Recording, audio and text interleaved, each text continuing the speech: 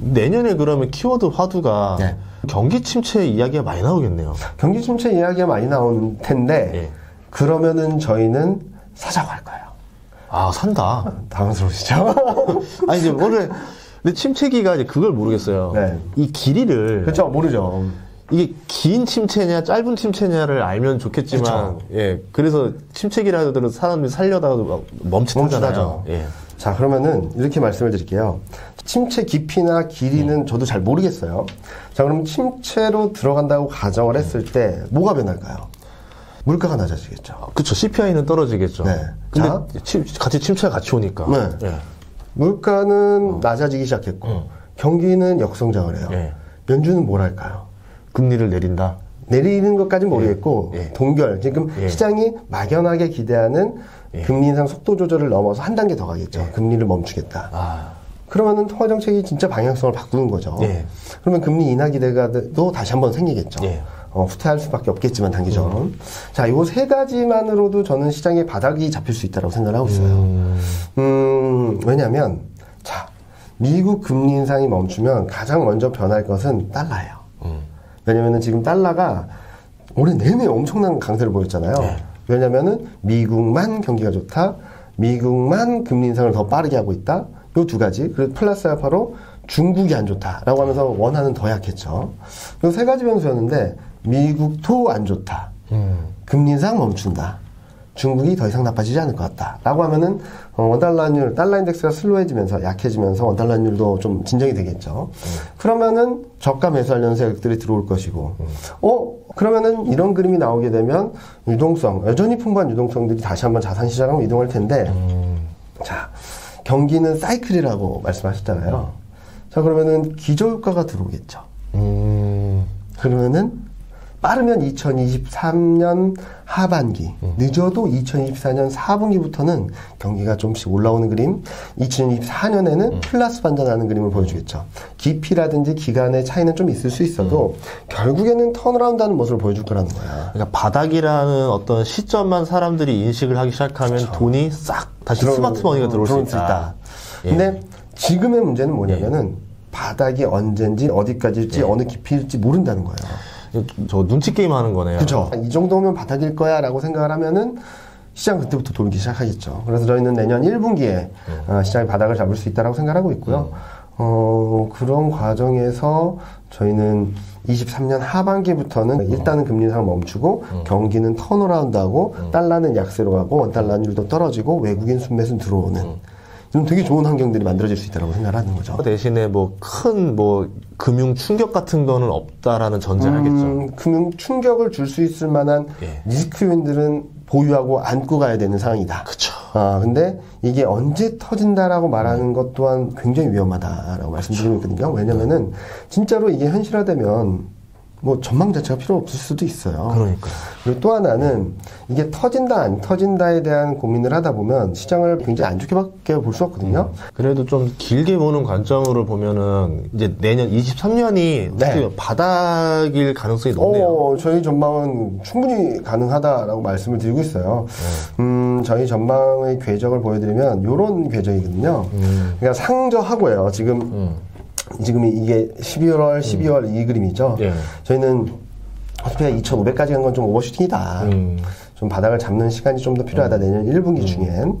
그러다가 3월 FMC를 전후로 통화정책이 진짜로 연준이 방향성이 금리 인상에서 멈춤으로 바뀌는 시점부터 시장이 바닥을 잡아갈 거고 그러면서 달러가 약해지고 외국인 들어오면서 방향성 위쪽으로 잡아가는데 2분기 경기의 흐름이나 실적 전망 흐름들이 바닥권에 근접했다라는 시그널이 나오면 그때부터는 본격적으로 좀 올라가는 그림을 보여줄 수 있겠다는 거죠. 그래서 이제 1분기 때 2천선을 좀 아슬아슬하게 터치할 수도 있다.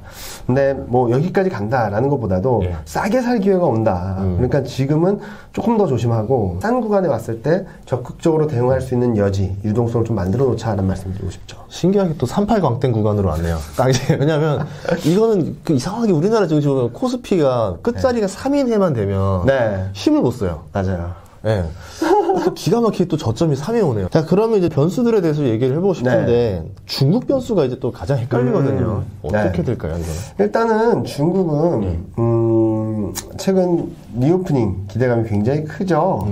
자, 저희는 리오프닝이 안 된다는 게 아니라 중국의 방역 정책 자체의 방향성 자체가 타이트하게 갔다가 멈췄다가 타이트한 걸 유지하다가 이제 슬슬 떨어지는. 연준 금리랑 비슷해요. 네, 맞아요. 슬슬 완화적으로 가는 방향성 전환은 나왔다라고 봐요. 근데 많은 분들이 기대하는 것처럼 위드 코로나로 바로 갈 것인가? 그건 쉽지 않다. 그래도 연준 거의 피벗처럼. 네, 맞아요. 김치국 먼저 마셔라. 금리 인상 속도 조절처럼 점진적으로 이렇게 속도를 조절하지 않을까라는 생각을 해요. 왜냐면은 요 그림이 뭐냐면 국가별 중환자실 병상 개수인데 중국이 굉장히 낮아요. 그러니까 의료 체계가 탄탄하지 않아요. 그냥 집에서 해결을 해야 되는 상황이고 여기 보시면은 60대 이상 노인 접종률이 지금 3차 접종이 70% 간대요. 일부러 노인들이 그럼 안 맞았다는 얘기예요? 어떻게 보면은 집단 면역일 수도 있고 맞으러 가기도 어려웠고 맨날 공세주치 당하니까 그럴 수도 있겠는데 우리나라는 원래 노인 먼저 해줬잖아요. 그런 것들이 별로 없었는지 유교의 국가가 그래서 60대 이상 노인 접종률이 지금 70에 안 되는 상황이라서 이걸 빠르게 완화시켜주긴 좀 어렵고요. 그리고 많은 분들이 너무 기대하시는데 중국 지하철 이동량이 아직까지 바닥이에요. 올라오질 않고 있습니다. 그리고 이게 완화되고는 있지만 과거 저점에서 크게 벗어나지는 않고 있어요. 그리고 또 하나는 중국 경기, 그러니까 위드 코로나로 간다라고 해서 다음 날부터 경제가 막 좋아지는 건 아니잖아요. 시간이 필요합니다. 그리고 이 시간이 필요한데 중국이 위드 코로나로 간다는 것도 아니고 점차 완화적으로 가는 스탠스를 보여주고 있다는 거죠. 자, 그러면은 많은 분들이 위드 코로나 경기 회복에 대한 기대감은 좀 과하지 않았나라는 생각을 하는 거라서 지금 시점에서는 방향성 맞고 저는 그런 방향성들로 진행되면 2023년 중국 경기에는 플러스 알파 요인이 될 수 있겠죠. 그럼에도 불구하고 지금 기대는 좀 과하지 않나라는 생각을 하고 있는 겁니다. 그럼 주가의 속도가 좀 더 빨랐다. 네, 너무 빨랐다. 근데 아까 말씀하셨던 그 연준이 이제 금리를 좀 어느 정도 완화하는 스탠스랑 바닥을 찍고 올라오는 스탠스랑 중국이 리오프닝이 터지는 스탠스 거의 타이밍이 비슷하죠. 비슷해요. 네, 그렇게 되면 또 하나 생각할 수 있는 게 그때부터는 위안화랑 원화가 달러보다 강하겠죠. 그러면 신흥국 투자가 훨씬 더 유리할 수 있다. 그렇죠. 정확한 표현입니다. 그래서 저희는 내년에 신흥국 투자가 좀 더 매력적이다라고 생각을 하고 있고 저희 2023년 전망 제 전략 자료 제목이 반전 드라마예요. 반전이 나온다. 올해와는 정반대 흐름이 나올 수 있다. 일방적인 달러 강세, 일방적인 위안화 원화 약세의 흐름들이 반대로 나올 수 있고 일방적인 하락 추세가 바닥을 잡는 시간을 거친 뒤에는 우상향하는 그림을 보여줄 것이고 이런 것들을 생각하면 좀 긍정적인 변화가 있지 않을까라는 생각을 하고 있습니다. 그리고 또 사이클 따라서 업종 투자 이게 그 시기가 있더라고요. 그 그림을 보여드리면 이 그림은 제가 한 게 아니라 저희 섹터 애널리스트 분들이 한 거예요. 너무 신기해서 좀 설명을 좀 할 수 있을까요? 이게 뭐냐면 각 업종을 담당하는 애널리스트 분들이 실적 흐름을 가늠해서 내가 담당하고 있는 업종의 실적 흐름은 여기 정도인 것 같아. 여기 정도인 것 같아. 여기 정도인 것 같아. 주가 기준으로 봤을 땐 이 정도인 것 같아. 이 정도인 것 같아. 이렇게 좀 찍어 주신 거거든요. 이게 왜냐면 보통 투자하시는 분들끼리 자기가 그냥 오랜 투자 경험으로 보통 상승장 끝물엔 제약이라고 그런 식으로 했던 것들이 좀 다 노하우가 들어간 거잖아요. 네, 그렇죠. 그러니까 그분들은 실적이나 기업과 얘기하고 어느 정도 가이던스를 하고 전망치를 업데이트해서 본 건데 지금 보시면은 전반적으로 시클리컬 업종들이 이익 사이클은 이제 후퇴, 하락하는 사이클로 들어갔고 반도체, 인터넷, 증권 업종들은 바닥권을 향해 가고 있고 나머지 업종들은 아직까지 상승 사이클이긴 합니다. 근데 주가 측면에서 보면 뭘 봐야 되냐면 여기에 있는 업종들 중에서 싼 거, 요 정도를 봐야 되는데 대표적인 게 반도체고요. 그 다음에 조금 보시면은 2차전지 아직 중간밖에 못 갔다. 실적도 여기인데 더 올라갈 수 있다. 그리고 증권은 실적도 바닥, 주가도 바닥. 그리고 뭐 인터넷도 실적도 저점권을 향하고 있고 주가도 저점권을 향하고 있다. 좀 더 떨어지게 된다면 살 수 있다라는 컨셉으로 접근을 할 수 있겠죠. 왜냐면 또 여기서 보면서 저는 증권주가 제일 눈에 보이는 게 굉장히 앞단에 있네요. 은행과 그 다르네요. 사이트가. 다르죠. 증권 같은 경우는 거래 대금이 계속적으로 안 좋았고, 특히 최근 들어서는 여러 가지 PF 사태라든지 회사 채금리가 폭등하는 그림들, 그런 그림들 때문에 굉장히 많이 힘들었는데, 조금 더 힘들 수는 있을 것 같아요. 올해 말 내년 초를 지나면서, 채권금리가 어떻게 움직이는지도 봐야 되겠고. 근데 채권금리가 하락하고, PF 이슈들이 조금 수그러들게 되면 좋아지겠죠. 거기다가, 증시가 턴어라운드하고 거래 대금이 늘기 시작한다면 실적도 뒷받침되겠고 그런 그림들을 보면은 증권주도 좀 관심 있게 바라볼 만하다라고 생각했습니다. 제가 예전에 주식 처음 시작했을 때 그때 이제 슈퍼개미가 증권주 대우증권 3,000원 할 때 그 주식담보대출 받아서 또 사고 또 사고 또 사고 또 사가지고 그게 3만 원 된 거예요. 한 방에 슈퍼개미가 됐거든요. 그거 보면서 증권주가 바닥일 때가 진짜 앞단이라는 걸 들었었는데 맞아요. 이렇게 사이클표를 보니까 아주 이해가 되네요. 그리고 또 눈에 띄는 거는 반도체. 반도체. 좀 있으면 바닥 통과한다. 그럼 내년에는 시장을 이끌어갈 업종은 반도체가니까. 또 사람들도 대중적으로 많이 좋아하는 게 또 반도체기도 하고 그렇죠. 뭐 사이클 봐도 장기적으로 수요는 계속 늘어난다 보니까. 그래서 저희는 반도체 업종 또한 반전 드라마의 주인공이 될 수 있다. 생각을 하고 있습니다. 그럼 반도체랑 말고 또 다른 것도 있을까요? 지금부터 섹터를 바라봐야 될 거는 그러니까 뭐가 좋다 나쁘다라는 것보다 큰 트렌드에서 움직이는 것들을 봐야 돼요. 너무 뻔하다고 할 수 있습니다. 아니 그래도 그게 상식적으로 하는 게 맞거든요. 그래서 반도체, 전기차, 2차전지, 신재생에너지 그리고 방산이 전 좋을 것 같아요.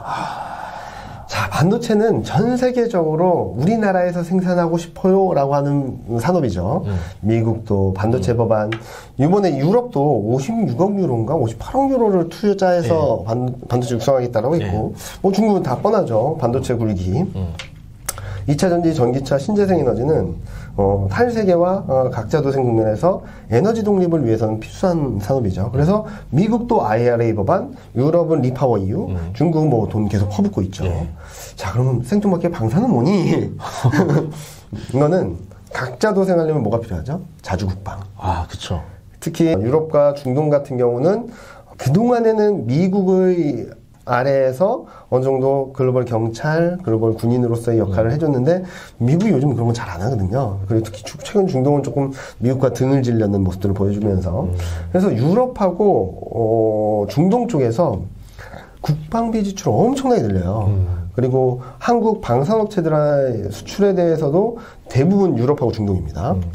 그냥 나머지는 좀 아실 것 같아서 방산이 어느 정도 흐름인지를 말씀을 드리면 지금까지, 최근까지 수출 최대 규모가 40억 달러 정도였어요. 근데 21년이 72억 달러. 올해가 100억 달러 이상.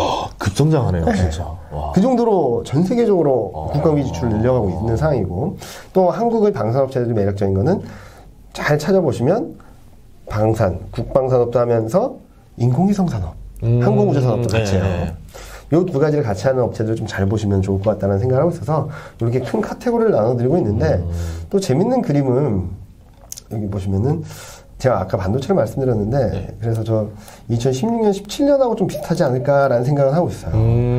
뭐 기억하실 수 있겠지만 이때 뉴스를 찾아보시면 반도체 빼면은 코스피는 1800이다 막 이런 얘기가 되게 많았어요. 맞아요. 그때랑 분위기가 너무 비슷한데 이때도 실적이 뭐 하이닉스 적자다 뭐 여러 가지 얘기가 있었는데 실적 턴어라운드와 함께 주가가 올라왔고 실적이 올라왔고 주가도 올라왔고 2017년 되면서 실적이 점프업을 하면서 주가가 대폭등을 했거든요. 지금도 내년 2023년 1분기, 2분기를 저점으로 이렇게 턴어라운드 한다는 기대가 들어오고 있어요. 2016년에도 캐펙스 컷, 투자를 줄이는 걸로 실적 불안을 대처를 했거든요. 이번에도 좀 비슷하죠. 이번에 컷했더라고요. 근데 컷을 하면 뭐가 변할까? 자, 수요가 어느 정도 예측되는 상황이라서 투자를 계획을 했던 거죠. 수요 공급 맞추려고. 근데 캐펙스 컷을 하면 공급이 줄어들겠죠. 그러면 23년 하반기에는 쇼티지가 난다. 그렇죠. 그러면은 반도체 가격, 업황이 좋아질 수밖에 없는 환경으로 들어갈 것이고, 그러면 2017년에는 서버 투자가 굉장히 폭발적으로 늘었는데, 이번엔 뭐가 늘까? 요건 좀 고민이에요. 어떤 새로운 모멘텀이 들어올까라고 고민을 하다 보면은, 2020년 하반기에 들어왔던, IT 수요에 대한 것들이 교체 수요. 20년 하반기, 21년, 22년, 23년 하반기면은 3, 4년 정도 지난 거거든요.